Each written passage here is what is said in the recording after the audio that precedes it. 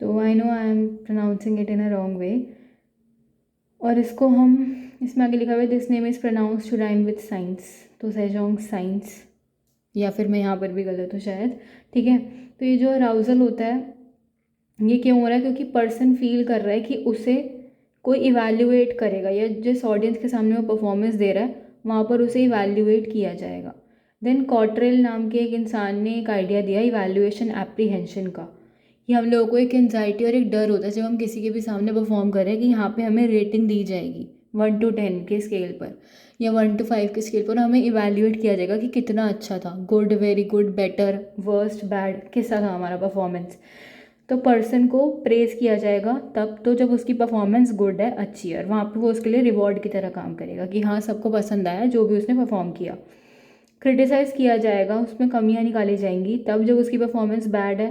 And उस case में क्या होगा, उसे पनिशमेंट मिलेगी, ऑब्वियस सी बात है। वही क्रिटिसिज्म ही उसके लिए, या थोड़ा नॉन एक्सेप्टेंस हो जाना सोशल ग्रुप से उसके लिए एक पनिशमेंट होगी। एंड वी विश वर्ड कि हमें प्रेज़ मिले और हम क्रिटिसिज्म को अवॉइड करते हैं। Therefore we try to perform well, हम अच्छे से परफॉर्म करने की कोशिश करते हैं एंड मिस्टेक्स को वहाँ पर अवॉइड करते हैं कि क्रिटिसिज्म ना मिले। देन नेक्स्ट आ जाता है नेचर ऑफ द टास्क, जो हम टास्क कर रहे हैं उसका नेचर कैसा है, वो टास्क कैसा है, किस टाइप का टास्क हम परफॉर्म कर रहे हैं, वो भी अफेक्ट करता है हमारी परफॉर्मेंस को तब जब हम दूसरों के प्रेजेंस में परफॉर्म कर रहे हैं। फॉर एग्जांपल, अगर सिंपल और फेमिलियर टास्क है, कोई बहुत आसान टास्क मिला है मुझे करने के लिए और मुझे वो बहुत सारे लोगों के सामने परफॉर्म करना है, ऐसा टास्क जिससे मैं बहुत ज़्यादा फेमिलियर हूँ, जिसके बारे में बहुत अच्छे से जानती हूँ, या जो पहले मैंने कर रखा है, एक सेकेंड, हाँ, जिसके बारे में बहुत अच्छे से जानती हूँ, जो पहले मैंने कर रखा है, कोई ऐसा टास्क अगर मुझे मिल रहा है करने के लिए, वहाँ पे पर्सन ज़्यादा श्योर होगा कि वो अच्छे से परफॉर्म कर पाएगा क्योंकि उसने ये चीज़ पहले कर रखी है, एंड वहाँ पे उसकी ईगरनेस आ जाएगी कि हाँ उसे प्रेज़ मिलेगा, रिवॉर्ड मिलेगा, वो स्ट्रॉन्गर हो जाएगा उसका वो वाला इंट्यूजन कि हाँ उसे ये परफॉर्म करने के बाद सबके सामने प्रेज़ और वो क्या कहते हैं एप्रिसिएशन वगैरह मिलेगा, जो कि उसके लिए एक रिवॉर्ड की तरह काम करेगा। तो इंडिविजुअल वहाँ पे बेटर ही परफॉर्म करेगा in the presence of others as compare to तब जब वो अकेले परफॉर्म कर रहा है। But in the case of a complex और न्यू टास्क, मुझे कुछ नया टास्क परफॉर्म करने के लिए दे दिया और मेरे को पता है मुझे 1000 लोगों के सामने परफॉर्म करनी है वो चीज़, और ये चीज़ मैंने पहले कभी नहीं करी और ये मुश्किल है, कॉम्प्लेक्स टास्क है, सॉरी कॉम्प्लेक्स टास्क है। तो इस केस में क्या होगा, पर्सन को डर लगेगा कि हाँ कहीं उससे कहीं गलती ना हो जाए, उसने पहले ये चीज़ कर नहीं रखी परफॉर्म, तो वहाँ पे एक फियर आ जाएगा ऑफ क्रिटिसिज्म एंड पनिशमेंट। उसे इस बात का डर रहेगा कि अच्छा कहीं इसमें लोग कमियाँ ना निकालें, कहीं मेरे से कुछ कमी ना रह जाए मेरी परफॉर्मेंस में, एंड कहीं मुझे पनिशमेंट ना मिल जाए, तो वहाँ पे उसका वो वाला इंट्यूशन स्ट्रॉन्गर हो जाएगा कि हाँ उसने गलत तरीके से कुछ यहाँ वहाँ स्टेप कर दिया डांस का, तो उसको टोक दिया जाएगा बीच में, या जजमेंट रॉन्ग बना ली जाएगी उसके बारे में कि इसको आता नहीं है और ये समझ नहीं पाता ऐसे करके, वही क्रिटिसिज्म और पनिशमेंट उसका उसको मिलने वाला उसका वो इंट्यूशन स्ट्रॉन्गर हो जाएगा वहाँ पर, क्योंकि कॉम्प्लेक्स और नया टास्क मिला है उसे करने के लिए। तभी वहाँ पे इंडिविजुअल परफॉर्म करेगा और भी गंदी तरीके से और भी लाइक लोअर तरीके से in the presence of others as compare to तब जब वो अकेले परफॉर्म कर रहा है। अगर दूसरे लोग प्रेजेंट होते हैं हमारे साथ और वो भी सेम टास्क ही परफॉर्म कर रहे होते हैं जो हम कर रहे होते हैं, मतलब कि सोलो डांस नहीं है बल्कि ग्रुप डांस है,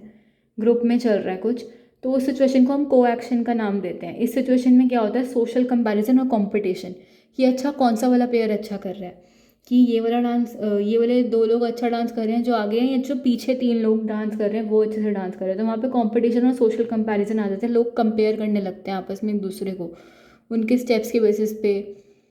मे बी एक्सप्रेशंस के बेसिस पे डांस अगर हो रहा है तो यहाँ पे टास्क अगर सिंपल है या फेमिलियर वन है, कोई आसान टास्क दिया है हमें करने के लिए, या फिर जो हमने पहले कर रखा है फेमिलियर है हमें उस टास्क से, ऐसा ऐसा टास्क दिया गया तो वहाँ उधर परफॉर्मेंस बेटर होगी अंडर द को एक्शन, जहाँ पे हमारे साथ हमारे जैसे ही और भी लोग परफॉर्म कर रहे हैं उस चीज़ को, देन तब जब हम अकेले परफॉर्म कर रहे हैं उस चीज़ को, ठीक है।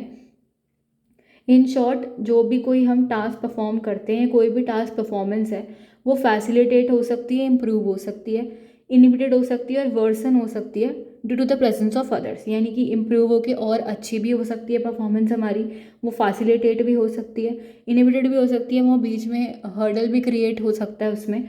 और रुकावट भी पैदा हो सकती है और हम और अच्छे से परफॉर्म नहीं भी कर सकते हैं, और ज़्यादा वर्स और बुरी भी हो सकती है क्योंकि आसपास के लोग प्रेजेंट हैं, तो वो 2 तरीके से ही अफेक्ट करेंगे, या तो पॉजिटिव या नेगेटिव। पॉजिटिव है तो फैसिलिटेट एंड इम्प्रूव होगा परफॉर्मेंस, नेगेटिव है तो इनहिबिटेड और वर्सेंड होगा परफॉर्मेंस। और बाकी और भी तरीके के सोशल इन्फ्लुएंस हैं जिनको नोटिस किया गया है। फॉर एग्ज़ाम्पल, जब हम ग्रुप में टुगेदर काम कर रहे हैं तो जितना बड़ा ग्रुप होगा उतना कम एफर्ट लोग लगाएंगे ग्रुप में। जितना बड़ा ग्रुप होगा ना उतना कम एक एक मेंबर अपना एफर्ट देगा उस काम को करने में। जैसे कि असेंबली के टाइम पे होता है ना कि हमें प्रेयर गानी है सबको साथ में, तो देखा होगा काफ़ी ज़्यादा लोग उसमें नहीं गा रहे होते, जस्ट लिपसिंग कर रहे होते हैं। क्यों? क्योंकि वहाँ पर क्या हो जाता है, डिफ्यूजन ऑफ रिस्पॉन्सिबिलिटी हो जाता है उधर, और उसी को हम नाम देते हैं किसका, मैंने वहाँ पे ऊपर लिखा है क्योंकि नीचे जगह नहीं थी, सोशल लोफिंग, और उसको डिफ्यूजन ऑफ रिस्पॉन्सिबिलिटी कहते हैं। कि वो खुद को रिस्पॉन्सिबल नहीं समझते हैं उस चीज़ के लिए, क्योंकि ग्रुप में है और उनके जैसे ही काफ़ी लोग वो चीज़ को कर रहे हैं, तो वहाँ पे प्रेजेंस ऑफ अदर्स ने अफेक्ट करा ना उनकी परफॉर्मेंस को कहीं ना कहीं। एंड वो एकदम से बहुत धीरे गा रहे हैं। अब किसी के लिए क्लैपिंग करनी है तो वो लोग क्लैप नहीं कर रहे हैं क्योंकि बाकी सब लोग क्लैप कर रहे हैं, उससे इतना अच्छा साउंड, इतना अच्छा नॉइस क्रिएट हो रहा है क्लैप का, या होटिंग कर रहे हैं तो उस चीज़ का, तो वो नहीं कर रहे उस चीज़ में पार्टिसिपेट। क्यों? क्योंकि they feel themselves less responsible for that thing, and वहाँ पे डिफ्यूजन ऑफ रिस्पॉन्सिबिलिटी हो जाता है। एंड इसलिए जितना बड़ा ग्रुप होता है उधर हर एक एक मेंबर उस ग्रुप का कम कम एफर्ट डालता है उस काम को या टास्क को परफॉर्म करने के लिए। एंड इसी को हम बोलते हैं social loafing, which is diffusion of responsibility, जिसके बारे में हम आगे पढ़ेंगे नेक्स्ट चैप्टर में, जो कि मैंने करा दिया है, चैप्टर 7। ठीक है। Diffusion of responsibility social loafing का मेन बेसिस है, मेन फाउंडेशन है। एंड उसको हम काफ़ी ज़्यादा सिचुएशंस में देख सकते हैं बार बार होते हुए, जब लोगों को बोला जाता है कि उनको हेल्प करनी है और जब लोगों से एक्सपेक्ट किया जाता है कि वो हेल्प करेंगे। इसको हम आगे देखेंगे नेक्स्ट एस्पेक्ट में या नेक्स्ट कॉन्सेप्ट में जो हम पढ़ेंगे। एंड कुछ ऐसे फैक्टर्स भी जो हेल्पिंग बिहेवियर को सपोर्ट करते हैं या प्रमोट करते हैं या और ज़्यादा वर्सन करते हैं और उसमें हर्डल बनते हैं, हम नेक्स्ट सेक्शन में देखेंगे प्रो सोशल बिहेवियर एंड उसको क्या क्या फैक्टर्स इन्फ्लुएंस करते हैं। उसके बाद जो क्या कहते हैं ना, चैप्टर ना ख़त्म हो जाएगा, जिसकी मैं बहुत देर से वेट कर रही हूँ। ठीक है, क्योंकि बहुत दिन से चल रहा है चैप्टर। तो अभी के लिए इतना ही, and thank you so much अपना टाइम निकाल कर कीमती वीडियो देखने के लिए। तो मिलते हैं नेक्स्ट वीडियो में with pro social behaviour, right? या थैंक यू सो मच।